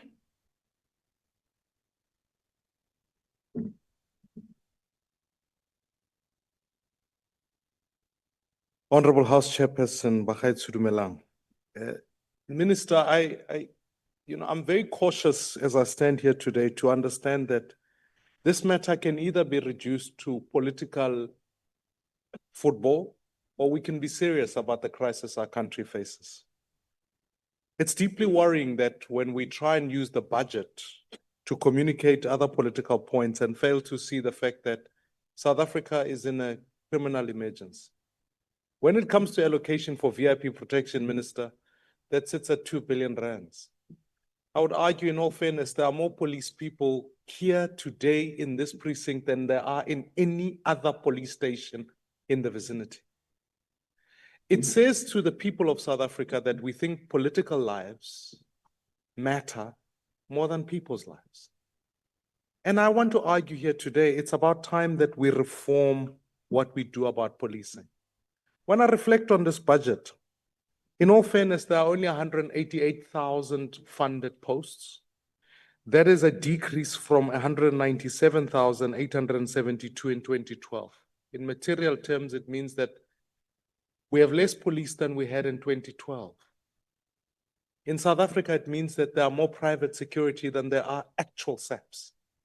In this country, what those stats eventually deliver for us as a people is that, yes, there are 64 murders that take place a day. And I don't think this is a matter that we can ignore because it speaks to the whole of government, because it impacts who invests in this country. No one is going to put money in this country when they feel their people are not safe. So we need to make some tough decisions today. It cannot be business as usual and we keep going.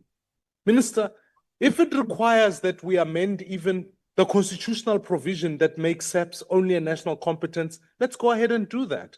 Because we've got metro police that sit around in communities that track for my license and nonsense like that, whilst in fact criminals are going around murdering people. And if the probability of a murderer ending up in jail is 1 in 5, then we've already lost the battle before we can speak.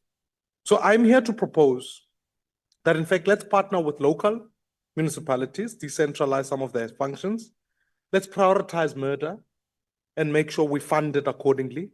Let's ensure that stations are more capacitated so that the police to citizen ratio is decreasing. And ultimately, let's specialize and train detectives. I want to welcome all the men and women in blue who have been corrupt, who have been fired. Let us welcome that and let us support that. The job of this budget today is for all of us to say, let's declare an emergency on crime. Let's find more money from other departments and fund this. And just because the budget is not sufficient is not enough to say we're not supporting it. We are supporting, we need more money, and let's take action, let's go. Thank you very much. Thank you, honorable members. We invite the Deputy Minister of Police, Deputy Minister Matale.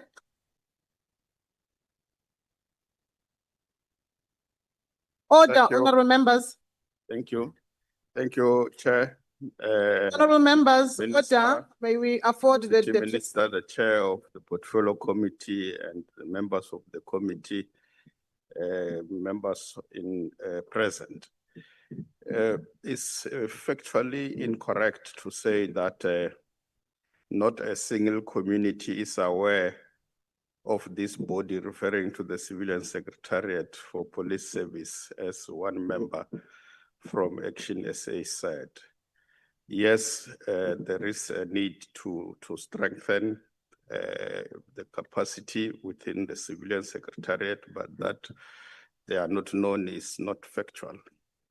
The deployment that is being done now to recruit the 5,000 members through the electronic system is not cadre deployment. Those who will not have been taken into the system is because of the numbers. 5,000 vis-a-vis the level of people who must come into the system is it speaks for itself. It is incorrect to say that we take instruction from AfriForum. If you wish certain investigation to take a particular turn and they don't, as you had wanted, Honorable Matthias, you should not resort to that analysis because it's completely unscientific and incorrect.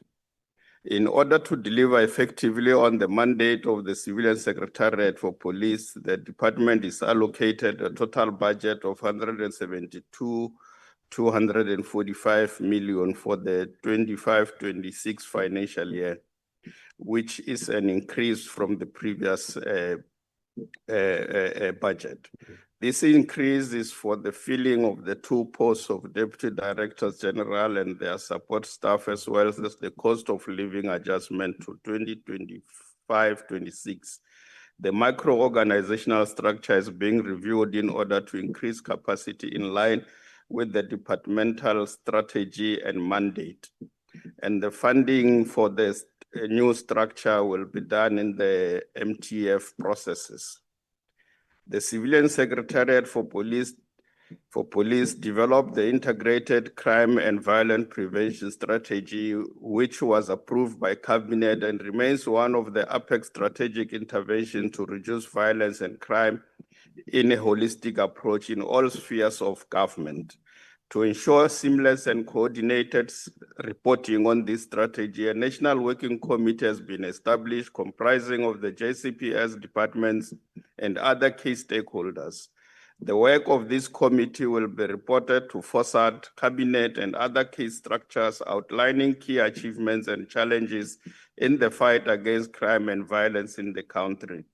On the key policy intervention, Civilian Secretariat for Police has developed the National Policing Policy, which was approved by Cabinet on 14 May 2025. Honorable members, this is a significant policy shift in the South African policing environment. CSPS will also focus on the finalization of the policy on familial DNA searches, which gives effect to Section 15M of the Criminal Law Amendment Act 37.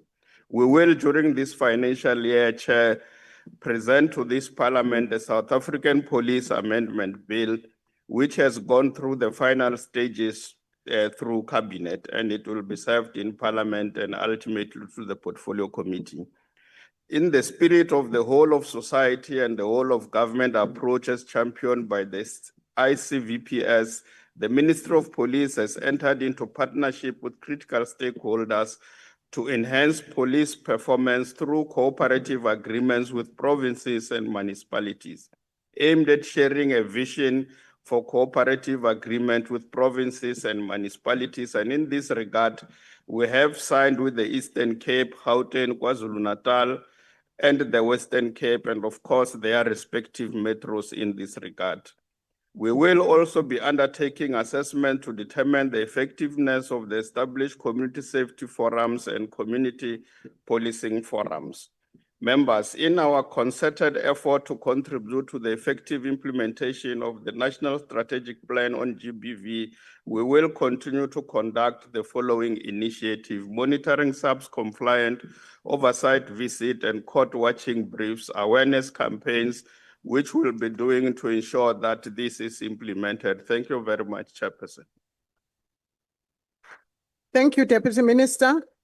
We invite the Honorable Cameron.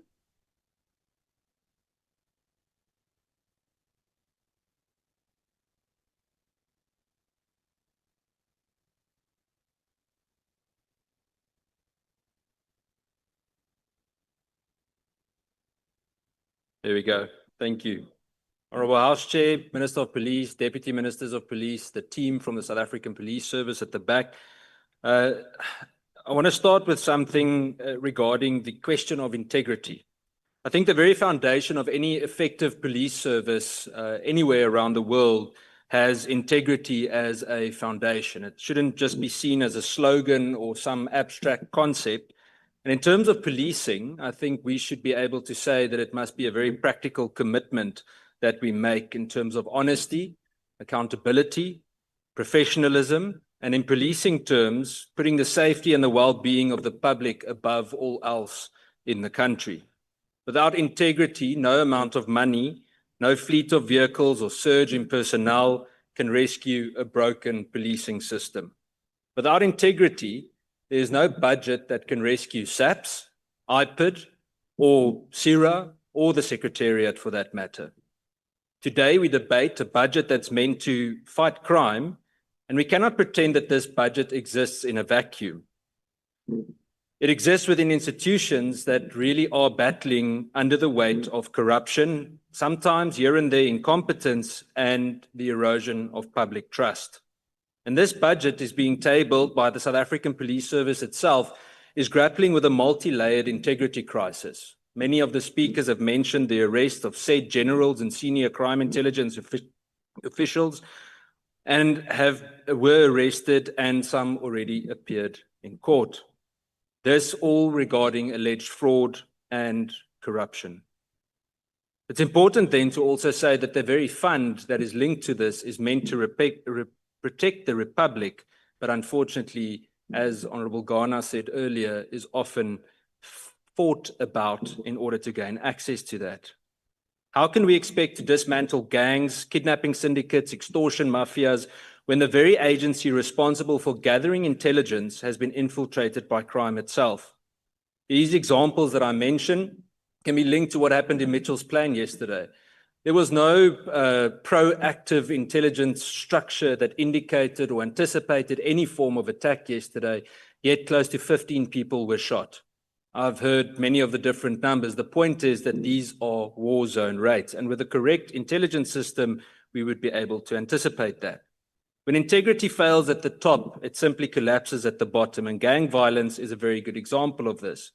In terms of the anti-gang unit in the Western Cape, as an example, it operates at the resourcing level of a captain, yet should be receiving the resourcing of a brigadier unit. Maybe we should consider a parliamentary inquiry or some kind of a commission to bring about some kind of strategy change when it comes to gang violence. At the Philippi Training Academy, everyone implicated in alleged corruption in the management team still works at the academy and are training the police of the future. And the Hawks keep on telling us that they are still inquiring. Rural crime continues, and the rural safety strategy sometimes feel like just ink on paper, with incredible police members doing incredible work with so little resources that it is impossible for them to do any kind of real implementation without the support, leadership, and resources that they need. Detective services often hollowed out. We've got up to or just over 3,000 vacancies in the country, and the ongoing stagnation in salaries and limited career progression and opportunities for admin personnel in the South African Police Service remains a significant concern. The debate, including administrative personnel under the SAPS Act, should be revisited to ensure fair recognition and improved conditions for these members in the service. With SIRA regarding the UIF fraud scandal, far over 100 million rand unaccounted for and exposes serious misconduct within the regulator, despite our recommendation from Parliament to suspend the CEO and CFO, they continue with business as usual. Without a credible SIRA, we can't expect a credible private security industry, as we already saw during our oversight in the Eastern Cape. Then, despite the bleak reality, there are reasons to believe that integrity-driven reform is still possible. Well-designed SAPS reforms which a minister has undertaken to implement is a genuine opportunity. It can reform command structures, embed civilian oversight, and enforce decentralized policing. I'm encouraged by serious proposals to shift SAPS towards the integrated prosecution-led investigation model and also a general intelligence-led driven policing system. This is the only approach really capable of closing the gap between arrest and conviction, a gap that currently feels more like a canyon. The shift that we've seen regarding this is a vital step to improving the conviction rate. It's especially encouraging to see the significant leap in bettering the SAPS forensic capacity, which will hopefully make DNA backlogs a problem of the past. There's also a welcome step towards modernization. Diemboshielo mentioned earlier about call centers, but also in terms of 10111, transitioning to digital talking systems, GPS integration, and dispatch automation. We must give credit where it's due and also give credit to the good, brave men and women that wear that uniform with pride and do incredible work despite the circumstances and the challenges that they work in. This budget is certainly not a silver bullet, but integrity, real enforceable integrity can be, and thus we support the budget vote for today. I thank you. Thank you. We invite the Honorable Muela.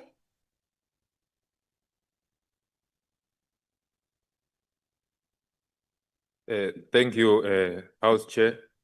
Let me start by extending my sincere condolences to the family of the former Deputy President, President David Dabete Mabuza, the people of Mpumalanga, and the people of South Africa.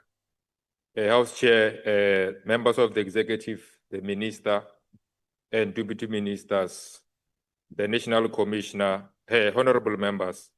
As the ANC, we welcome the 120 billion budget allocation for police, civil secretariat, and IP as it is anchored by the National Development Plan, aligned to the ANC manifesto commitments, which include intensifying the fight against crime, strengthening our response to gender-based violence and femicide, keeping our homes and streets safe, protecting our borders, and creating employment opportunities.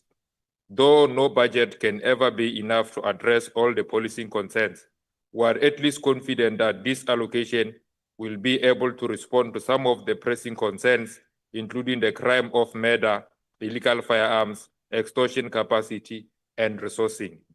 Due to administration, the construction and maintenance of the police stations is fast becoming a burning issue under the conditions we find police stations in.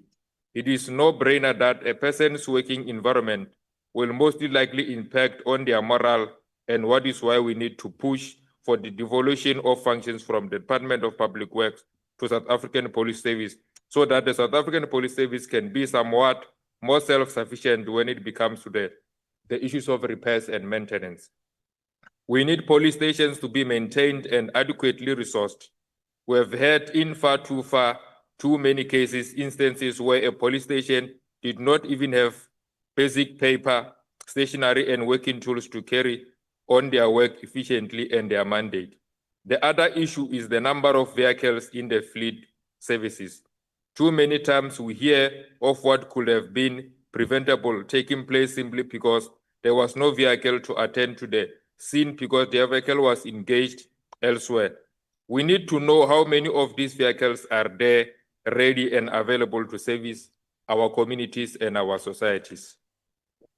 With regard to building confidence and trust to the people of South Africa, the people of South Africa want professional and quality policing, efficient and effective service delivery, active public and community policing, strong and ethical leadership, and governance.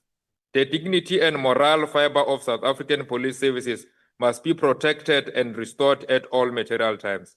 We cannot afford to keep receiving demeaning and concerning reports of members of the police involved in corruption and extortion, members of the police raping victims of crime, members of police being involved in serious and violent crimes and turning their own family dwellings into crime scenes of domestic violence and perpetuating the scourge of gender-based violence and femicide. We acknowledge the role of IPID in investigating such cases, and we call for speedy resolution of the IPID backlog cases so that those who must account must be made to account. We must be clear and firm that nobody is above the law.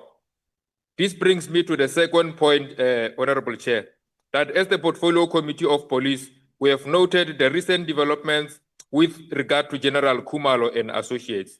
We welcome the bold and positive step by South African Police Service to investigate allegations of corruption within their own ranks. Corruption in the police force at all levels undermines the arrows of public trust and confidence. We welcome these developments in two fronts, that the police are now inward looking and not humane to allegations of corruption, and also that the police are determined to run a clean administration in this term. This is the first step towards rebuilding public trust and confidence in the police, and we welcome these developments with open hands. With regard to the employment and job creation that we have seen, we have noted the statement of the police detailing that over 158,000 applications have been received in a space of 48 hours on the application going live. Through this is a progressive step towards the realization of personnel capacitation among the South African Police Service. We are disappointed that the number has been decreased from the original 10,000 number. The response in these applications of 185,000 plus people competing for 5,000 posts goes to show just how much people of South Africa need employment opportunities. We note the 15,000 case backlog confronting IPID and the main case drivers being assault, discharge of an official firearm, and death due to police action. We urge the police ministry to look into skills transfer and train a new crop of investigators that will be able to successfully investigate these cases. We call for South African Police Service to stretch this budget to cater for the hiring of short-term administrative clerks to assist with case backlogs and also to create further employment opportunities over and above the 5,000 established posts which have been advertised. Young people are sitting at home, Honorable Minister. Qualified graduates, nurses, social workers, lawyers, criminologists, all whom are waiting for an opportunity to showcase their skills and capabilities to South African government. With regard to the extortions, our crime intelligence must be able to detect and prevent extortion crimes. We have an emerging threat of extortions that targets individuals running businesses and some parts of the transport industry. The Western Cape has been particularly hard hit by the extortion economy, particularly because of its existing and related gang violence problem. We have been made aware of the township enterprises extortions targeting both formal and informal businesses, particularly in the Cape Flats, Kaelisha, Kukuletu, Yanga. The transport industry is also under threat, more especially as it pertains to the buses, taxis, and private vehicles on road rivalry. The crime of extortion must be taken very seriously as it undermines businesses, the growth of the township economy, and disrupts peace and order, creating a climate of fear and instability. If the government is not a place where it can provide employment opportunities for all, surely it should not be too much to ask for protection and safety in pursuing individuals who are in business. South Africans are desperately waiting for intelligence-driven strategies to combat extortions, crime networks. South African Police Service has not been very effective and coordinated in the response of the growing crime And we hope that in the year 2025 and year 2026 financial year, we'll see more focus in this particular area and more increase in terms of this particular crime. While we emphasize on the need for improvement of crime intelligence, we must also take note that the whistleblower culture in South Africa is one of the fear and distrust, and we need the South African Police Service to actively embark on awareness and trust-building campaigns, emphasizing on the importance of crime reporting, even if it is done anonymously so. With regard to illicit firearms and violent murderers that are partaking in our country, we remember the family of 18 from Lesikisik. We remember the family of 5 from BT Village in the Eastern Cape, OR Tambo District. Patrons from Mary Me settlement in the north of Pretoria. The Guguletu mass shooting from 5 days ago. To name but few, every day we are informed of a bloodbath of firearm-related murders, which highlight the extent of the rampant flow of firearms that cannot be accounted for. The mass shootings in the country as witnessed across the provinces have signaled the alarm for stricter legislative and other measures to ensure public safety. It is in this breath, Honorable Minister, that we welcome the prioritization of the Firearms Control Act and SIRA Amendment Bill. In the growing climate of violent crimes, the ANC welcomes these positive steps towards the clamping down of illicit firearms and determination towards working to realization the African Union vision of silencing the guns by 2030. The ANC remains firm on its commitment to fighting crime and keeping our homes and streets safe. The ANC supports this budget vote. Thank for vote 28, 24, and 21. Honorable Chairperson, we are noting consistently inconsistent remarks here, which were made by our honorable member from MKP, who is calling for 2 billion for lab, which he wants to welcome so that we increase our lab. But Honorable Member, your time inconsistency, has expired. he calls for that particular move while... Thank you very much. Thank you. Thank you. We invite the minister to close and respond to the debate. Order, honorable members. Thank you very much, Honorable House Chair. Honestly, let's be honest. Those amongst us here who say they don't support the budget, what they mean in reality is that in the areas and homes where they come from, they want us to withdraw services that are there because those people won't be paid if you do so. But your reaction shows that what you are saying here is unrealistic. It's actually being excessive, unnecessary. That's the first point. Honorable members. The second point is that... Order, honorable members. You let are me state... allowed, but you cannot drown the speaker. Okay. Let me state what is happening on DPCI recruitment. There are 85 posts that are going to be externally advertised very soon, and there will be an addition of 175 soon after that. And currently there are 250 police trainees in this regard that are undergoing training. And they will all be seconded to DPCI because it's very important that we strengthen that particular aspect. On detectives, we are currently re-recruiting, in other words, re-enlisting 200 detectives. And these are experienced and selected among those that were doing very well before they retired. So we're calling them back so that we reinforce and strengthen detectives. And the next one is the Garankuwa and Relin and stock theft that honorable members highlighted here will be followed, especially where, I mean, the Garankuwa, where you have a problem of DNA, I may as well take this opportunity that before the end of the year, and it's real this time around, a temporal lab in KZN is going to be functional, which will be very helpful in terms of reducing backlogs that are piling up in Gauteng. And CSIR negotiations are being completed to ensure that we will have additional service from CSIR on forensic.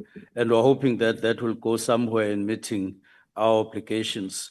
I do want to further say, we want to take this opportunity and be honest and say, there are many men and women in blue who are absolutely committed, which is a complete delight. I mean, to see them in action and to hear them talking and to hear them even saying to you, hey, please support us here, support us. Absolute delight. You almost melt when you hear them talk. So we want to take this opportunity and thank them because they exist.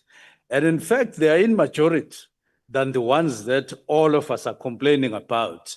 But I agree with members. If there is one person in SAPS who is corrupt, they destroy everything that SAPS is about. And therefore, we remain very committed to dealing with those elements that are stubborn and want to continue to be corrupt. And we won't tolerate that. It's clear. Now, the next point that I want to make as I conclude is the budget. I agree with honorable members. It's about making an effort to be effective and to be impactful on the ground and among the people on the ground. Hence the crafting of the latest interventions that we need to implement urgently, because people will only be convinced that and be made to feel safe when they see action on the ground. They see police, they see all these culprits getting dealt with. And of course, we are very much prepared for that. And it may be tough, but we're going there. And I want to assure all of you and all South Africans, we on our commitments, we're not going to fail South Africa in any way. Thank you very much.